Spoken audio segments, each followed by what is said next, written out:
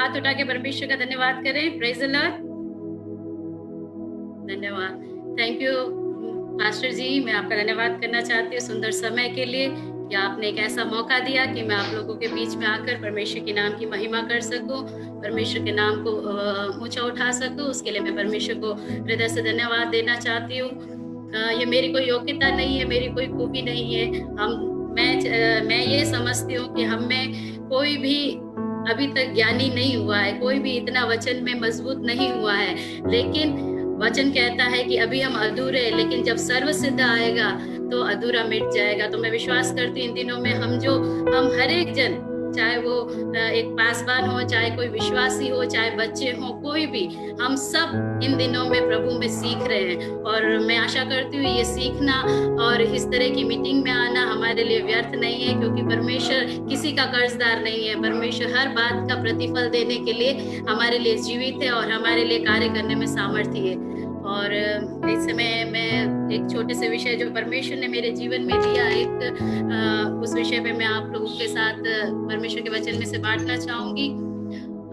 कुछ दिनों से जब से पास्टर जी ने मुझे बोला कि आप वचन में से बांटना, तो मैं प्रभु से पूछ रही थी, प्रभु ऐसा क्या वचन मैं बोलूं कि वो हम सब के लिए एक आशीष का कारण हो, और हमारे आज के समय के अनुसार हमें एक ऐसा वचन दीजिए कि प्रभु का आत्मा हमारे जीवनों से कार्य करे।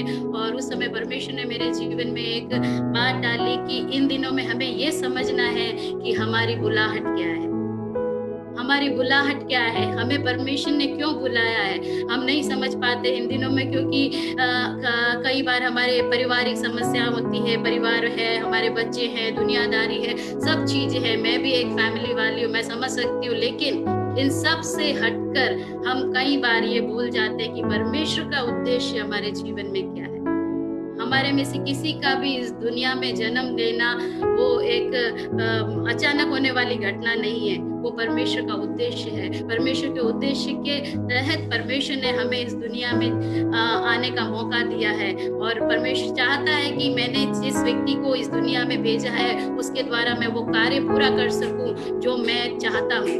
क्योंकि हम सोचते हैं कि है ना, पता नहीं, बस जन्म ले लिया, जिंदगी बढ़ रही है आगे, और एक एक कदम बस हमको लाइफ जीना है। छोटे थे तब पढ़ाई कर लिया, बड़े हुए तो शादी हो गया, शादी होने के बाद बच्चे हो गए, और बस यही है हमारी जिंदगी, और यही है, और थोड़ा बहुत हम विश्वास में आगे बढ़ रहे हैं, बस यही है। कई बार हम भूल जाते हैं, ये शैतान हमारे दिमाग में कई बार इस चीज को अनुभव ही नहीं करने देता है कि परमेश्वर की इच्छा हमारे जीवन में क्या है, प्रभु की बुलाहट क्या है हमारे जीवन में, प्रभु क्यों हमें इस दुनिया में जन्म दिया है, प्रभु ने क्यों हमें इस दुनिया में लाया है। किस हो सकता है वो एक छोटा सा काम होगा। वचन में हम देखते कई लोग ऐसे हैं जिनको एक छोटी सी सेवकाई के लिए प्रभु ने यूज किया और उसके बाद वो नहीं दिखे। उदाहरण के लिए हनोक है, हनोक को परमेश्वर ने, अपन शुरू के अध्याय में जब पढ़ते तो हनोक का ज्यादा कहीं पे नहीं लिखा हुआ, और वो परमेश्वर के साथ साथ चलते हुए वो एक दिन वो परमेश्वर के साथ उठा लिया गया, वो लोप हो गया। तो इसी तरह कई ऐसे कैरेक्टर और कई ऐसे प्रभु के दास लोगों को हम वचन में देखते हैं जिन्होंने सेवा पूरी करके, वो छोटी सी सेवा होगी लेकिन वो सेवा पूरी करके वो लोग इस दुनिया से चले गए। तो उसी तरह आज इस दिन में परमेश्वर ने जो मेरे मन में ये बात डाली कि हमें इन दिनों में समझना है कि हमारी बुलाहट क्या है, परमेश्वर हमसे क्या चाहता है, परमेश्वर की योजना हमारे जीवन में क्या है, इसको हम ना भूलें। और आज के छोटे से मनन के लिए मैं आपसे निवेदन करना चाहूंगी, हम एक पद पढ़ेंगे, इफिसियों की पत्री उसका 4 अध्याय और उसकी पहली और दूसरी आयत। इफिसियों चैप्टर 4 वर्स 1 और 2। इसलिए मैं जो प्रभु में बंदी हूँ तुमसे विनती करता हूँ कि जिस बुलाहट से तुम बुलाए गए थे उसके योग्य चाल चलो, अर्थात सारी दीनता और नम्रता सहित और धीरज धरकर प्रेम से एक दूसरे को सह लो।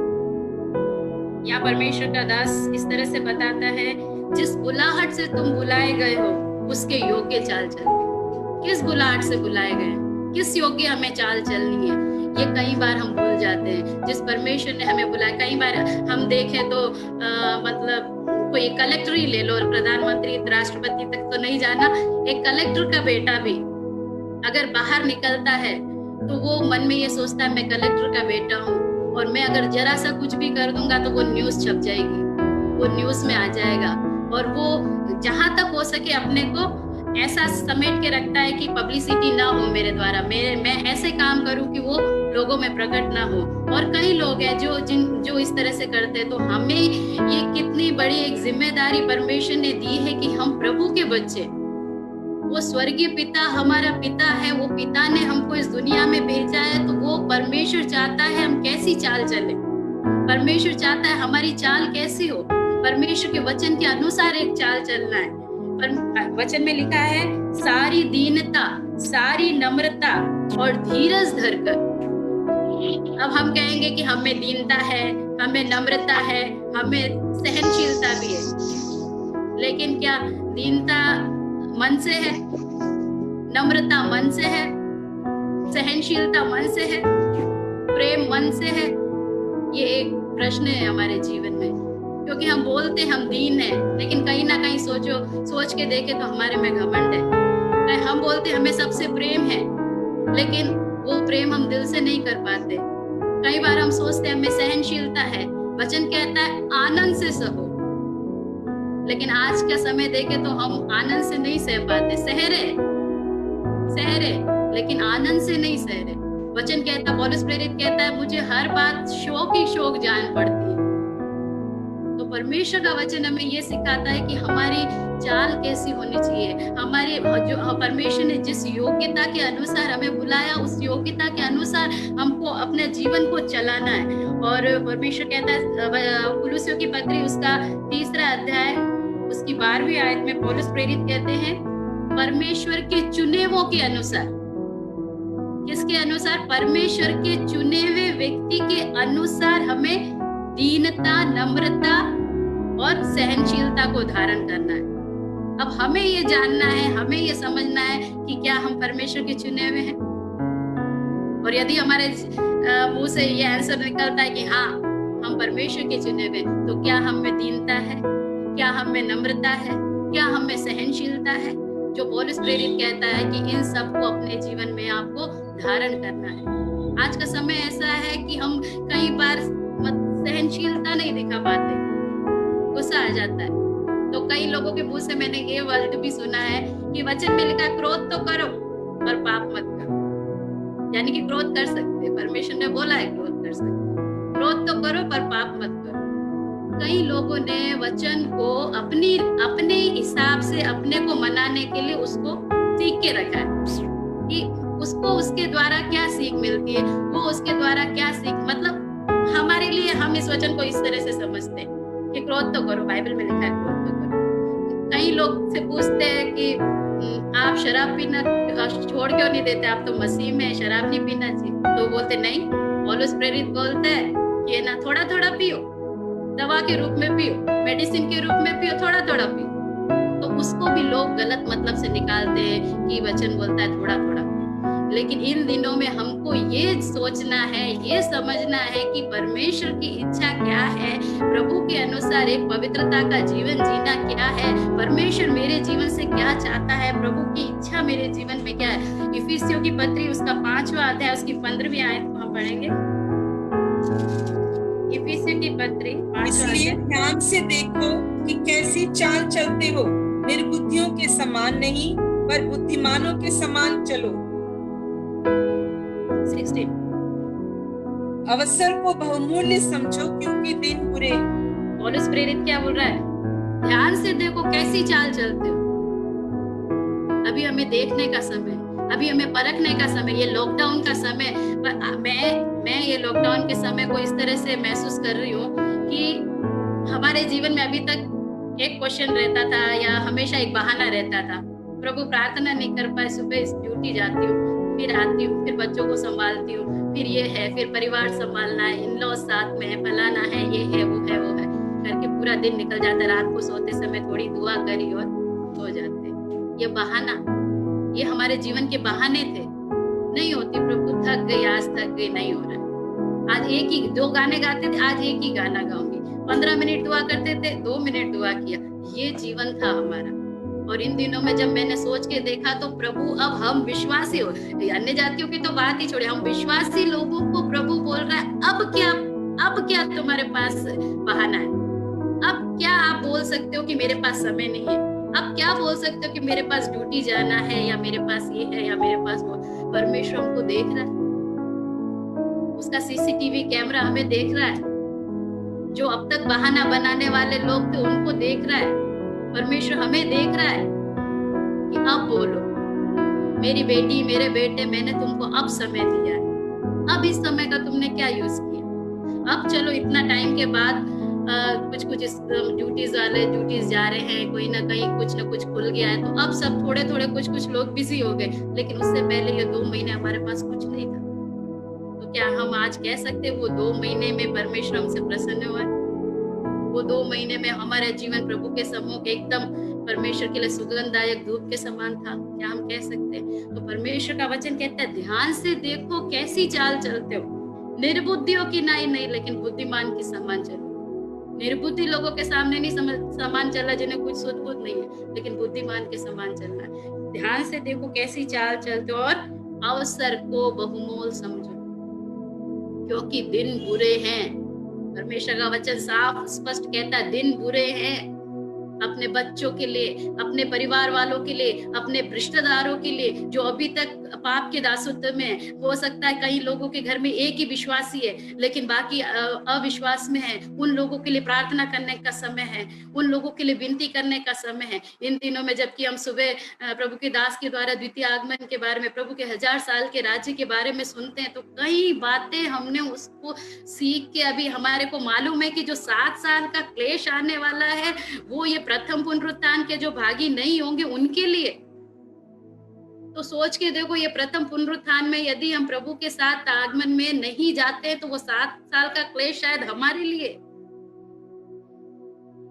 हमें इस बात को समझना है। वचन कहता है अवसर को बहुमोल समझो। आज हमारे पास समय है, आज हमारे पास योग्यता है, और परमेश्वर, अभी हम वचन को कई जगह ऐसे जहाँ वचन का विरोध हो रहा है, कई जगह जहाँ प्रभु के दास लोगों को सताया जा रहा है, लेकिन हमारे पास आजादी है।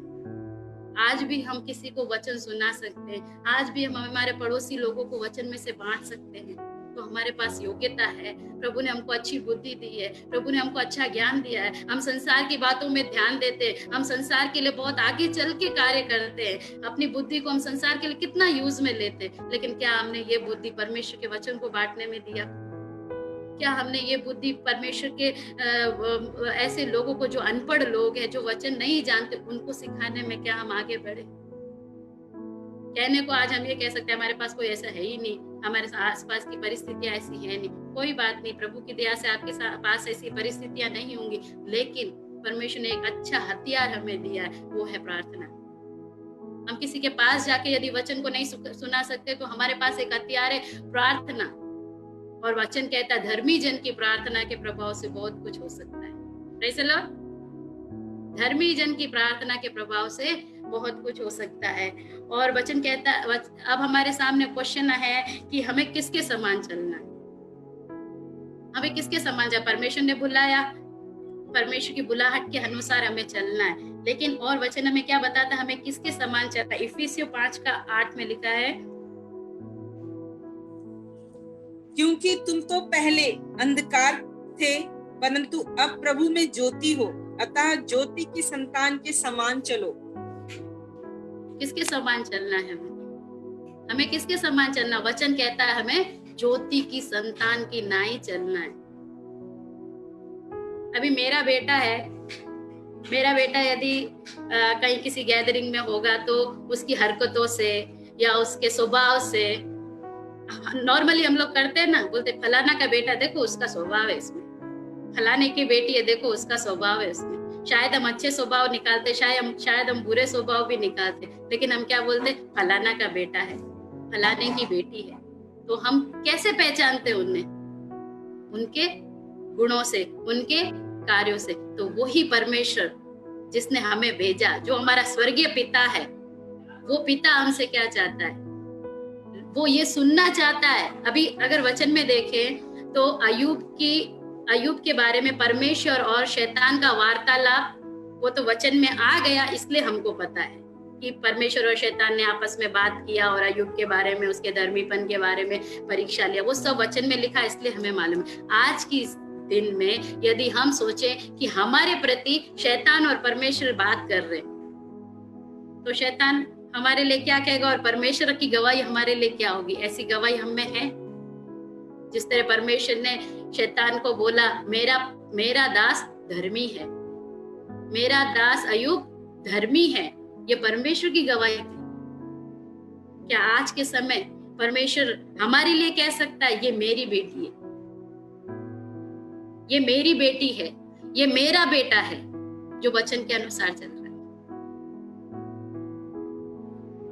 वचन कहता है संसार में तुम्हें क्लेश है, संसार में तुम्हें दुख है, संसार में तुम्हें मुसीबतें हैं, लोग तुम्हें ठुकरा देंगे, लोग तुम्हारे विषय में बुरी बातें कहेंगे, लेकिन आनंदित और मगन होना, क्योंकि स्वर्ग में प्रतिफल है। दुनिया में क्लेश ही है।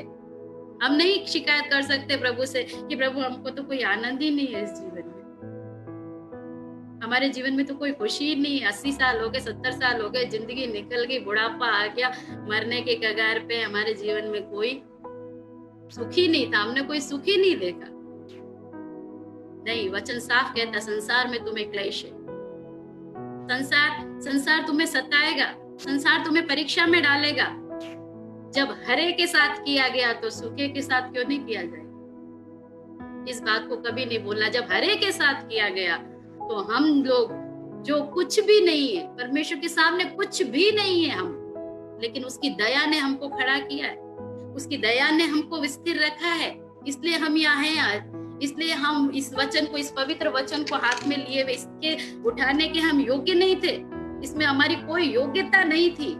हमारे बचपन से लेके आज तक के जीवन को, एक एक पल को अगर हम सोचे, कोई योग्यता नहीं थी, कोई योग्यता नहीं थी, लेकिन परमेश्वर ने हमको चुना। ये परमेश्वर का बड़ा अनुग्रह है। परमेश्वर ने हम निर्बलों को चुना, परमेश्वर ने हम लोगों को चुना कि हम परमेश्वर के नाम की महिमा कर सके, प्रभु के नाम को आदर दे सके। तो उस पिता की बेटी होने के नाते, उस पिता का बेटा होने के नाते इस संसार में हमको कैसा जीना है? लोग देख के कहने पाए वो जा रही परमेश्वर की बेटी, वो जा रहा प्रभु का बेटा, लोग कहने पाए मसीह लोग है ये, इनमें झगड़ा नहीं होता, मसीह लोग है ये झूठ नहीं बोलते, मसीह लोग है ये कि इनके जीवन में शांति है। और मैंने एक बात अपने जीवन का अनुभव से मैं कह सकती हूँ, मसीह लोगों के जीवन में मैंने ये देखा है, चाहे कितना भी दुख हो, लेकिन उनको आशा है और वो खुश रहते, वो खुश रहते। ये खुशी किसने दिया? ये जीवन की शांति किसने दिया? ये हमारे पिता परमेश्वर ने हमको दिया, जिसके हम लायक नहीं थे। मेरे जीवन की गवाही यदि मैं बताऊं, मेरे जीवन से मैं बोल सकती हूँ, कई बार ऐसी सिचुएशंस आई कि मेरे हस्बैंड के जॉब में भी कुछ प्रॉब्लम्स आ गई थी, तो उनको 2 साल तक कहीं जॉब नहीं मिल पाया।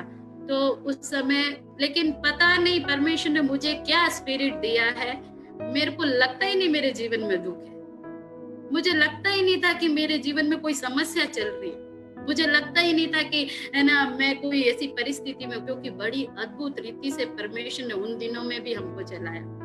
वो 2 साल मेरे लिए, मैं तो सोचती भी हूँ तो मुझे अभी आज ऐसा लगता है कि वो 2 साल मेरे अद्भुत रीति से निकल गए। उस समय में मुझे अपने विश्वासी लोगों ने, अन्य जाति लोगों ने नहीं बोला, विश्वासी लोगों ने मेरे से बोला।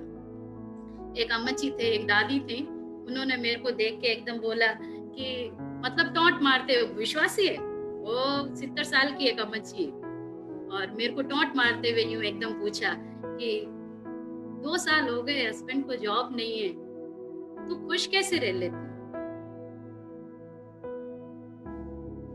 आज ये बात बोल के भी मेरा मन परमेश्वर के प्रति धन्यवाद से भरता है। मैंने उसी समय वो अम्मा जी को ऐसे इशारा करके बताया, मेरा पिता मुझे चलाता है, मेरा परमेश्वर मुझे चलाता है। मेरे चेहरे पे मैंने एक शिकन नहीं आने दी कि मेरे हस्बैंड तक मेरे को बोलते कई बार, तेरे को कोई चिंता नहीं है। मतलब मैं बोलती हूँ आपको घर संभालना है, परिवार संभालना है, आपको चिंता होती है, आप सोचते होंगे क्या है इसको तो कोई परवाह नहीं, लेकिन मैं ये मानती हूँ हमारी परवाह करने वाला परमेश्वर, हमारी परवाह करने वाला परमेश्वर। एक मलयाली आंटी ने भी मेरे से पूछा മലയാളം में बोलूं, വീട്ടിലെ ചെലവ് എങ്ങനെ നടക്കുന്നെന്ന്, घर का खर्चा कैसे चल रहा है, घर का खर्चा कैसे चल रहा है, मतलब उनके लिए अद्भुत है। 2 साल हो गए, मेरे को भी उस समय जॉब नहीं था, मैं भी जॉब नहीं करती थी, हस्बैंड का जॉब चला गया। वो मेरे से पूछ रहे घर का खर्चा कैसे चल रहा है, लेकिन हमारे को चलाने वाला हमारा परमेश्वर है।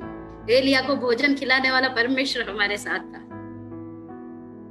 एलिया को अच्छा दाल रोटी नहीं खिलाया, राजा के भवन का स्वादिष्ट भोजन लाके, कौवों ने लाके एलिया को खिलाया। मतलब अकाल के समय में भी भरपूरी से खिलाने वाला परमेश्वर। तो ये मेरी जीवन की गवाही है। ये था कि लोगों ने देख के बोला ये परमेश्वर की बेटी है। ये चीजें देख के लोग बोलना चाहिए ये है प्रभु के लोग। इनको कोई दुखी नहीं है, कैसी भी कंगाली में रहेंगे लेकिन चेहरे पे दुख नहीं है, कैसी भी गरीबी में रहने को तैयार है, चेहरे पे दुख नहीं है। तो ये शांति, ये आनंद, ये हमारा जीवन में एक अनुग्रह देने वाला परमेश्वर को हमें कभी नहीं भूलना है, कभी नहीं भूलना है। और परमेश्वर का वचन हमें क्या बोलता है कि हमें ज्योति के किसके समान चलना है, ज्योति के समान, क्योंकि परमेश्वर ज्योति है, हमें ज्योति के समान चलना है। और परमेश्वर यदि अगर अपन ज्योति के समान चलेंगे तो अपने में क्या क्या फल दिखाई देने चाहिए। हम ज्योति की संतान है, हमें क्या फल दिखाई। एक पिता है, जिस एक अन्य जाति पिता का ही बोलूंगी, विश्वासी लोगों में ऐसा नहीं होता। अन्य जाति पिता है और उनमें गुस्से का स्वभाव है, झूठ बोलने का स्वभाव है, तो उनके बच्चों में क्या दिखेगा, सेम बात दिखेगी, बच्चा भी झूठ बोलेगा, है बच्चे में भी, है ना, किसी को मारने की, पीटने की, इस तरह की आदतें होंगी, है ना। तो इसी तरह वचन क्या बोलता है कि अगर यदि हम ज्योति के संतान हैं तो हमें कैसे फल दिखने चाहिए। आम का पेड़ बोएंगे तो आम ही निकलना है, करेला नहीं निकलेगा, है ना। उसी तरह यदि ज्योति के संतान है तो ज्योति के वचन बोलता है एक ही कुएं से खारा पानी और मीठा पानी दोनों नहीं निकलता। तो अब ये हमें डिसाइड करना है कि हम में से कौन सा पानी निकल रहा है। एक ही पेड़ से, एक ही फ्रूट के पेड़ से उसी फ्रूट, वही फ्रूट निकलेगा जो पेड़ हमने बोया। तो परमेश्वर का वचन कहता है यदि हम ज्योति के संतान है तो हमें क्या क्या होना चाहिए, भलाई होनी चाहिए, धार्मिकता होनी चाहिए, सत्य होना चाहिए। भलाई करते हैं लेकिन मन में कहीं कहीं कुड़कुड़ाहट है, धर्म के काम करते हैं लेकिन दिखाने के लिए करते हैं। तो हमें सोचना है, हमें इस चीज को समझना है कि आज हम किस रीति से कर रहे, जैसा प्रभु चाह रहा है वैसा दान दे रहे, जैसा प्रभु चाह रहा है वैसी भलाई कर रहे, जैसा प्रभु चाह रहा है वैसा हम लोग एक सहनशीलता का जीवन जी रहे। इस बात को हमें सोचना है। और परमेश्वर का वचन कहता है हमें परखना है, इफिसियों 5:9 में, क्योंकि ज्योति का फल सब प्रकार की भलाई और धार्मिकता और सत्य है, और यह परखो कि प्रभु को क्या भाता है। वचन कहता है परखो, 2 ही जगह परखने के लिए बोला है। एक बोला मलाकी में, दान दशमांश देकर परखो। प्रभु को परखना मना है, हम क्यों परखेंगे। इतना महान जीवित परमेश्वर जिसने सारी सृष्टि को बनाया, वो बोल रहा है मुझे परखो। उसको कोई आवश्यकता नहीं है परमेश्वर को कि वो इस तरह से बोले, लेकिन फिर भी वो बोलता है परखो, दान देके परखो, दशमांश देके परखो कि मैं तुम्हारे जीवन में बेपरिमाण आशीषों की बारिश करता हूं कि नहीं। दान दो, दशमांश दो। वचन बोलता है कुड़कुड़ा के मत दो, बुड़बुड़ा के मत दो। दान दशमांश देना है, खुशी से देना है, हर्ष से देना है। कमी घटी में से देने वाले के बारे में हम वचन में देखते, एक बूढ़ी स्त्री ने अपने सब कुछ डाल दिया। यीशु मसीह ने बोला इसने अपना सब कुछ दे दिया, इसने सबसे ज्यादा डाला। हो सकता है हमारे हाथ में कुछ नहीं होगा, लेकिन हमारी कमी में से जब हम डालते हैं तो उस पे आशीष है। बहुतायत में से थोड़ा डालना भूल उनको भी आशीष है, ऐसा नहीं है उनको आशीष नहीं है। जो धनवान लोग है वो भी डालते, लेकिन परमेश्वर बोलता है अपनी घटी कमी में से नहीं है आज हाथ में पैसा, क्या करे, 100 रुपये ही है, आज की सब्जी लानी है, आज का कुछ काम होगा, वो सब कुछ लाना है, लेकिन क्या करें, हम सोचते 100 रुपए का मुझे और भी यूज है, मैं क्या करूं। लेकिन अगर हम परमेश्वर के लिए वो 100 रुपए में से देंगे तो परमेश्वर उसकी बाइबल में लिखा प्रभु किसी का कर्जदार नहीं है, प्रभु किसी का पैसा नहीं रोकेगा, जो आप देते हो उसकी दुगनी आशीष देगा। देकर देखे परमेश्वर आशीष देता है। तो बाइबल में लिखा परख कर देखो कि प्रभु को क्या बात है। हमें ये देखना है कि परमेश्वर को क्या बात है हमसे, प्रभु की क्या इच्छा है हमारे जीवन में, प्रभु को जो भाता है वो करना। एक हम सब लगभग शादीशुदा लोग बैठे हैं यहाँ पे, ज्यादातर स्त्रियां सिस्टर्स लोगों के मन में होता है मेरे हस्बैंड को क्या पसंद है वही आज बनाऊंगी, मेरे हस्बैंड को क्या पसंद है वही साड़ी आज पहनूंगी, मेरे हस्बैंड को क्या पसंद है वैसा जीवन में जीऊंगी, मेरे हस्बैंड को बुरा नहीं लगना चाहिए। तो जिस तरह हम एक सांसारिक जो एक व्यक्ति परमेश्वर ने हमको दिया है इस संसार में हमारे साथ जीने के लिए, जिस व्यक्ति को दिया है, जब हम उसकी सोच उसके मतलब उनको खुश रखने के लिए हम क्या क्या करना है करके हम सोचते रहते हैं। इस लॉकडाउन में तो हमने उनको खुश करने के लिए काफी सारे व्यंजन भी बनाए होंगे, बहुत कुछ बनाया भी होगा, और सबसे पहले शायद उन्हीं को टेस्ट मैं करवाती हूँ सबसे पहले जाके उनको ही टेस्ट कराऊंगी, आप बताओ कैसा बना है ना। तो कहने का मतलब ये कि जिस तरह एक संसारिक स्त्री अपने पति को खुश रखने के लिए उसको क्या भाता है, उसको क्या पसंद है, उनकी क्या इच्छा है, वो चाहते हैं मैं क्रोध नहीं करूं, वो चाहते हैं कि मैं प्रेम से रहूं, वो चाहते हैं कि मैं एक पवित्रता का जीवन बिताऊं, तो मैं वैसा करने की कोशिश करती हूँ। तो जब मेरा स्वर्गीय पिता चाहता है कि तुम ऐसे बनो, तुम धर्मी बनो, तुम नम्र बनो, तुम सहनशीलता दिखाओ, तो फिर मैं क्यों ना करूं। और यदि मैं नहीं करती हूँ तो आप खुद अपने जीवन में उस चीज को नाप तोल के देख लें कि हम किससे ज्यादा प्रेम रखते हैं, हमें संसार से प्रेम रखते हैं या हमको भेजने वाले उस स्वर्गीय पिता से हम ज्यादा प्रेम रखते हैं। तो इन दिनों में हमको परखना है कि हमें किसके साथ चलना है। और मैं ये मतलब समय भी होता जा रहा है, अभी हम ये देखेंगे कि परमेश्वर ने किन किन को बुलाया। वचन में परमेश्वर ने बहुत से लोगों को बुलाया, परमेश्वर ने बहुत से लोगों को बुलाहट दिया। तो हम देखेंगे परमेश्वर ने किस किस को बुलाया। सबसे पहले एक उदाहरण देखेंगे अब्राहम का, उत्पत्ति 12:1 में।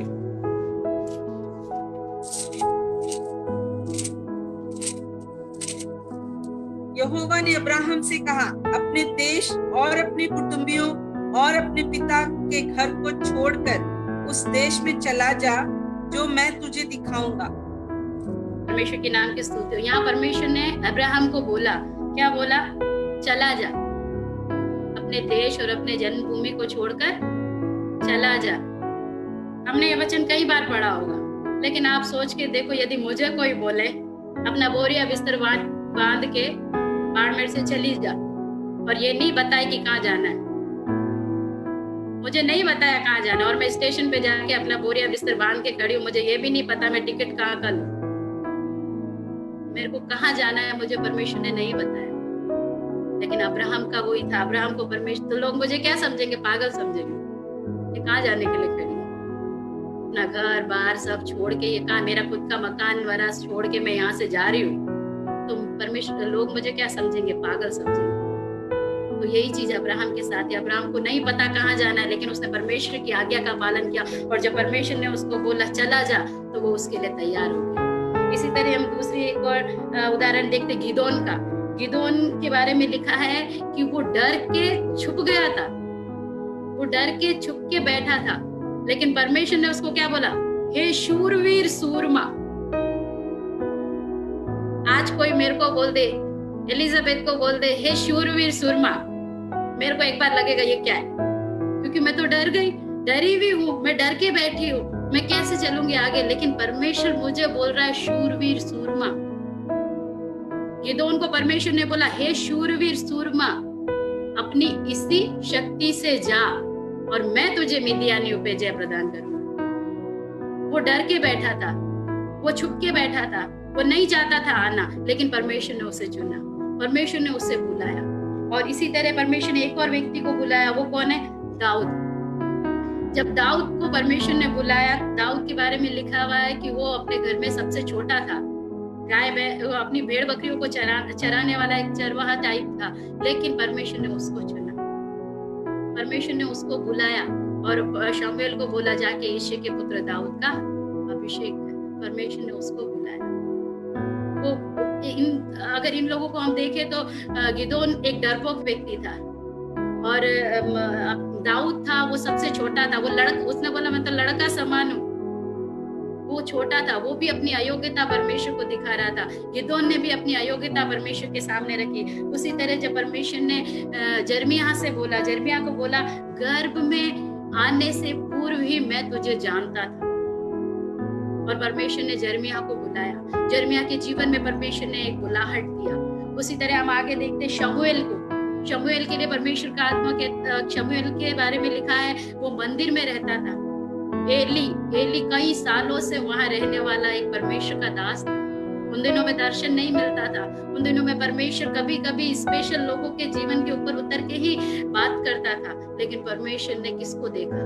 परमेश्वर ने वो एली को नहीं देख करके परमेश्वर ने उस छोटे से शमूएल को देखा और शमूएल को पुकारा, हे शमूएल, हे शमूएल,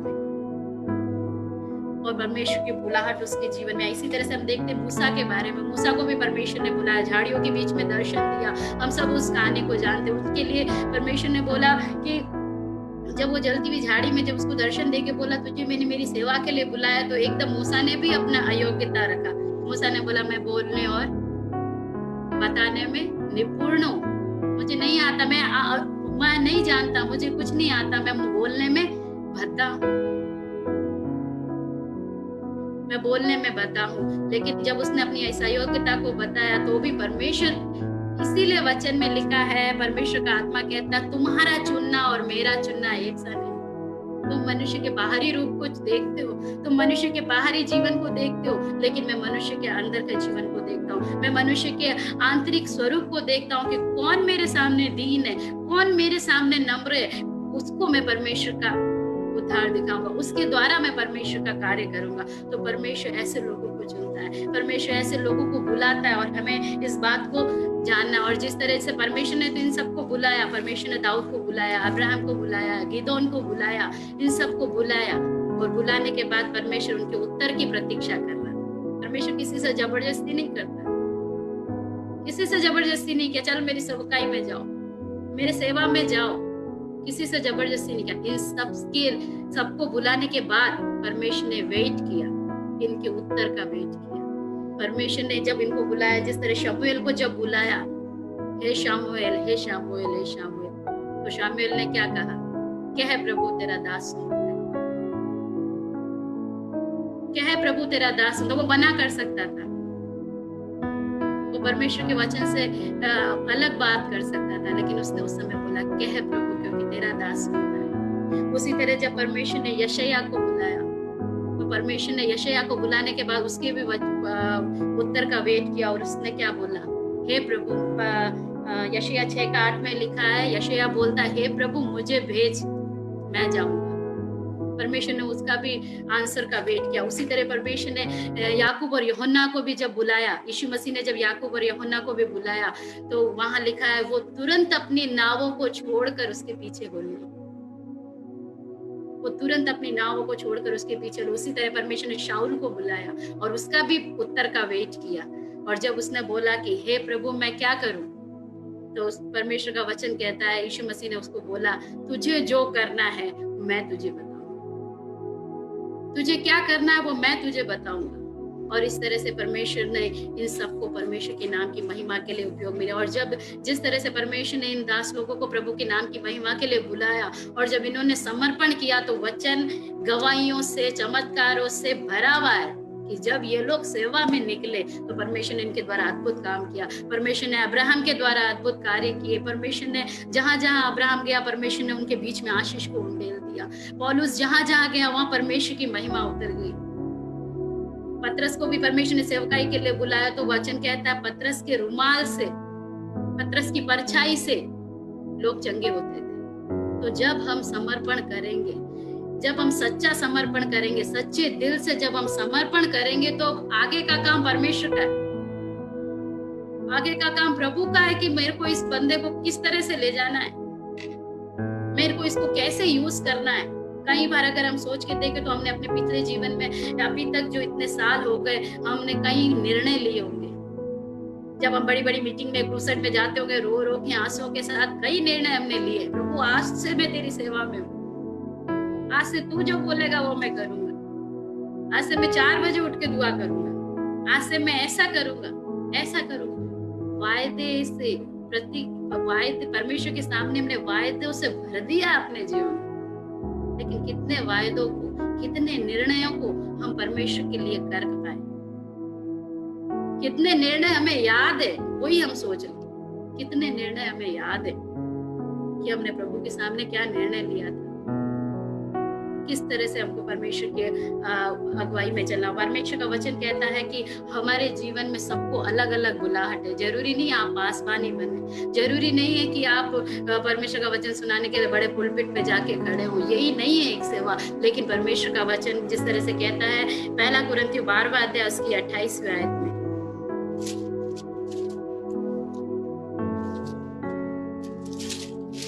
और परमेश्वर ने कलीसिया से अलग अलग व्यक्ति नियुक्त किए हैं, प्रथम प्रेरित, दूसरे भविष्यद्वक्ता, तीसरे शिक्षक, फिर सामर्थ्य के काम करने वाले, फिर चंगा करने वाले और उपकार करने वाले और प्रबंध करने वाले और नाना प्रकार का भाषा बोलने वाले।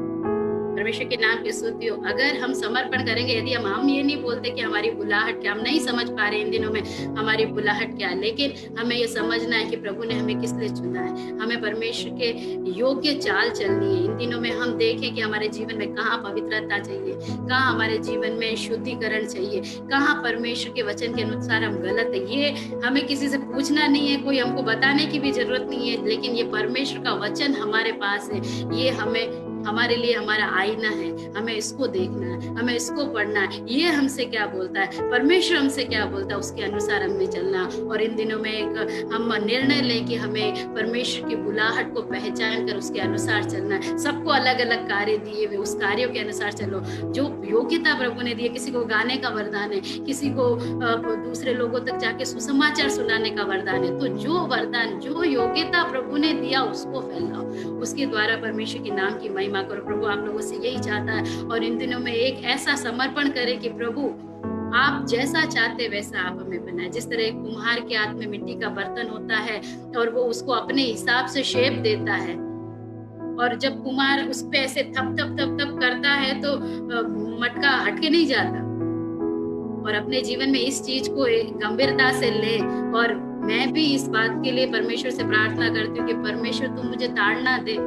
कई लोग ताड़ना से बचते, लेकिन मैं बोलती हूँ परमेश्वर मुझे ताड़ना दो, क्योंकि कहाँ हम गलत हैं, कहाँ हम परमेश्वर के वचन के विरोध में, ये हम भी कई बार समझ नहीं पाते। लेकिन मैं परमेश्वर से प्रार्थना करती हूँ प्रभु जहाँ गलत है वहाँ ताड़ना दे के हमें सुधारी, जहाँ आपके वचन के विरोध में हम चलते हैं वहाँ हमें सुधारी। तो इन दिनों में आवश्यकता इस बात की कि हमें परमेश्वर की बुलाहट को पहचानना है। परमेश्वर हमारे जीवन से क्या चाहता है उसको हम समझे और उसके अनुसार हम एक पवित्रता का जीवन जीने पाए। और मैं आशा करती हूँ ये वचन आप लोगों के जीवन में एक आशीष का कारण बनेगा। और इन दिनों में पहचाने कि प्रभु की बुलाहट, हम यूं ही नहीं है, हम एक भी यूं ही इस धरती पे नहीं है। प्रभु की बुलाहट को पहचाने, प्रभु की उपस्थिति में समय दें और उससे पूछें प्रभु आपकी इच्छा मेरे जीवन में क्या है, आप किस बुलाहट से आपने मुझे बुलाया, उसके लिए मुझे उपयोग में ले, मेरा जीवन यूं ही वेस्ट होने ना पाए। इस निर्णय के साथ, इस प्रार्थना के साथ परमेश्वर की उपस्थिति में आगे बढ़े। और परमेश्वर का वचन कहता है बहुतायत की आशीष, इस वचन की सारी आशीषें हमारे लिए, जो आज्ञा मानता है उसके लिए इस वचन की सारी आशीषें उनके लिए। इस बात को विश्वास रखें और परमेश्वर के वचन के अनुसार आगे बढ़े। परमेश्वर आपको बहुत ऐसे आशीष दे। पास्टर अंकल का फिर से एक और बार धन्यवाद देना चाहती हूँ कि उन्होंने मुझे अवसर दिया। और मैं नहीं जानती कि किस तरह आप लोगों ने इस वचन को समझा, लेकिन फिर भी आप इन दिनों में इस चीज को समझते हुए और परमेश्वर के वचन को अधिक से अधिक पढ़ो। आपको किसी पास्टर की जरूरत नहीं, किसी की जरूरत नहीं, पवित्र आत्मा आपको सिखाएगा कि आपको कैसे चलना है। परमेश्वर वचनों के द्वारा आपको आशीष